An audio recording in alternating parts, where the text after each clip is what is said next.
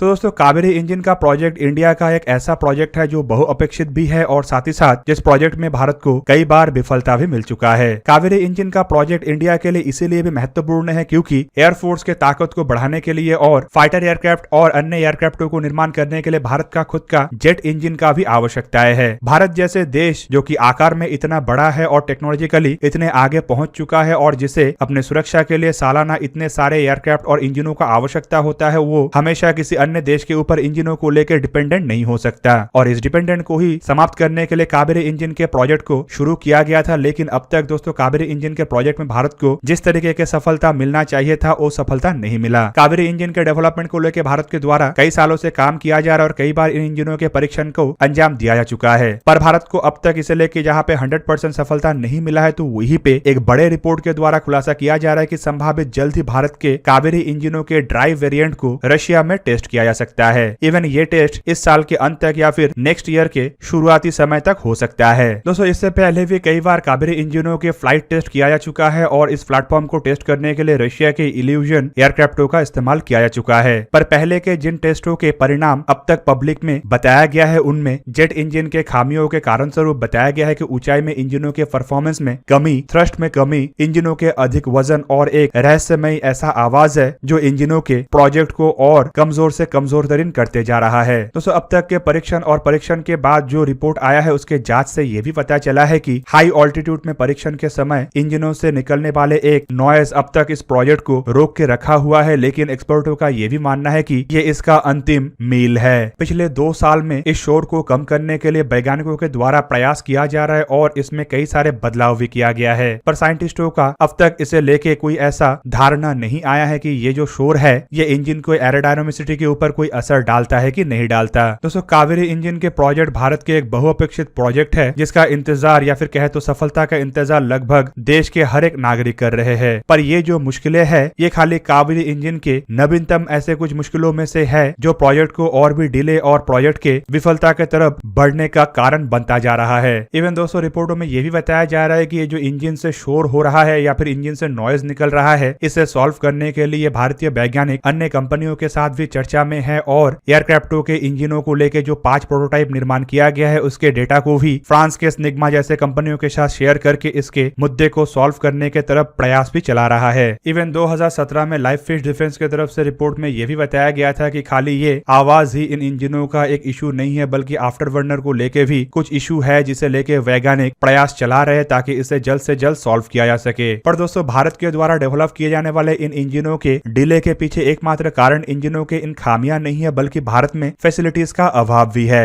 आप सबके जानकारी के लिए बता दूं कि ऐसे इंजनों के हाई ऑल्टीट्यूड ट्रायल के लिए भारत के इंजीनियरों को इंजनों के साथ रशिया पहुंचना पड़ता है और रशिया में ही इन इंजनों के हाई ऑल्टीट्यूड टेस्ट होता है। ऐसे में इंजनों के डेवलपमेंट के रास्ते में ये एक बहुत बड़ा बाधा है, क्योंकि हर बार इंजनों को रशिया तक ले जाना, वहां पे टेस्ट करना, फिर से उसे सही करने के लिए भारत में लाना एक टाइम कंज्यूमिंग फैक्टर भी है। भारत में कई तरीके के विंड टर्नल है जहां पे एरोडायनामिसिटी को चेक किया जा सकता है, लेकिन भारत के ये जो विंग टर्नल है ये अभी तक फुल्ली एरोडायनामिक कैरेक्टरिस्टिक्स को टेस्ट करने में सफल नहीं है, खास करके इंजन जैसे इक्विपमेंटों के एरोडायनामिक कैरेक्टर को। जबकि भारत के पास 40 से 50,000 फीट के ऊंचाई में टेस्ट करने वाले फैसिलिटीज भी नहीं है जहां पे इन इंजनों के परफॉर्मेंस को परखा जा सके। और दोस्तों इस वजह से कई सालों से कई बार कावेरी इंजनों का परीक्षण अब तक रशिया में हो चुका है। इवन अगर कावेरी इंजनों के रशिया में परीक्षण को देखा जाए तो साल 1990 से ही भारत कावेरी इंजनों का परीक्षण कर रहा है और कई बार अब तक इन इंजनों को रशिया में ले जाया जा चुका है। साल 2004 में भारत के द्वारा कावेरी इंजनों को हाई ऑल्टीट्यूड टेस्ट कंडक्ट करने के लिए रशिया ले जाया गया था और इस टेस्ट के बाद फलस्वरूप ये भी जानकारी दिया गया कि एक तरीके से फेल था। साल 2008 में कावेरी इंजनों को फिर से 2 बार टेस्ट के लिए रशिया ले जाया गया जहां पे इसका हाई ऑल्टीट्यूड टेस्ट भी हुआ और दोस्तों भारत के पास ऐसा फैसिलिटीज नहीं है बोल के इसे अंजाम रशिया में दिया गया। रिपोर्ट में यह भी बताया जाता है कि हाई ऑल्टीट्यूड टेस्ट को कंडक्ट करने के लिए रशिया बॉम्बर डेवलप Tu-124 का भी इस्तेमाल किया गया। साल 2010 और साल 2011 में इंजन को सक्सेसफुली रशिया के इल्यूजन 76 जैसे ट्रांसपोर्ट एयरक्राफ्टों में टेस्ट किया गया था, पर अब तक के टेस्ट के फलस्वरूप हम ये नहीं कह सकते हैं कि कावेरी इंजन इतना अधिक सफल हो चुका है कि इसका इस्तेमाल अभी से ही डायरेक्टली भारत के भविष्य के एयरक्राफ्टों में किया जा सकेगा। पर इसके एक ड्राई इंजन को निर्माण करने का इरादा बनाया जा रहा है जो कि भारत के कुछ अन्य गिने चुने अनमैन एरियल व्हीकल या फिर स्विफ्ट ड्रोन में इस्तेमाल किया जा सके। पर दोस्तों कावेरी इंजनों को लेकर हम ये भी नहीं कह सकते कि इसमें और होप बचा नहीं है, क्योंकि कई सारे कंपनी इंजनों के रिकॉर्ड को देख के ये बता चुके हैं कि इसका इस्तेमाल अन्य तरीके से या फिर वर्केबल टेक प्रोपोर्शंस के रूप में भी किया जा सकता है। इवन ऐसे कंपनियों में ब्रिटेन के रोल्स रॉयस जैसे कंपनी भी शामिल है जो जेट इंजनों को निर्माण करने वाले दुनिया के उन्नतम कंपनियों में एक है। तो दोस्तों ये था आज का वीडियो। अगर आपको वीडियो अच्छा लगा तो लाइक कीजिए और मेरे चैनल को सब्सक्राइब कीजिए और साथ में बना हुआ बेल आइकन को भी प्रेस कर दीजिए ताकि आप मेरा वीडियो देख पाए सबसे पहले। जय हिंद।